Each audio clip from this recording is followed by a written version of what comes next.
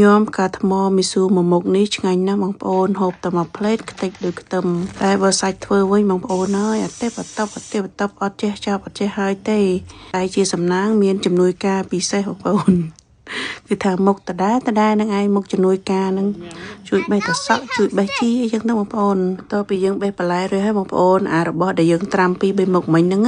វារីកល្មមបងប្អូននេះហើយយើងស្រង់វាចេញមកហើយយើងកាត់អាក្បាលវាចេញទៅបងប្អូនកាត់វាទូចហើយយើងមកស្រោចជាមួយបកានេះស្រោចមកតែមកប្រោកទេបងប្អូនវាសួរក៏ដូចគ្នាដែរ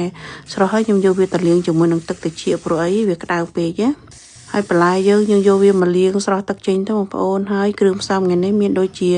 ផ្កាថ្មនឹងឯងបងប្អូនបកាសាច់ប៉ាតេយើងហើយនឹងមីសួរដែលយើងបានស្រោះអំបញ្ញមិញហ្នឹងហើយបន្លែមានតសក់ដែលបេះក្រោយផ្ទះមិញហ្នឹងម្ទេសអីហ្នឹងសិតតែរបស់នៅក្រោយផ្ទះទាំងអស់បងប្អូន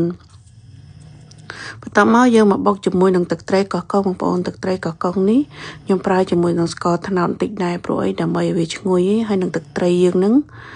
ដាក់ស្ករអំបិលតាមដែលបងប្អូនចូលចិត្តចឹងទៅហើយសាច់បន្លែហ្នឹងគឺខ្ញុំដាក់ជុំគ្នាចាក់ទឹកត្រីចូលហ្មងបងប្អូនខ្ជិលញ៉ៃច្រើនណូបន្ទាប់ពីវាចូលសព្វរួចហើយបងប្អូនថែមជីបន្តិចមកឲ្យជីយើងបេះហ្នឹងហើយច្បល់ឡើងគឺរួចរាល់ហើយបងប្អូនបើនិយាយពីរសជាតិ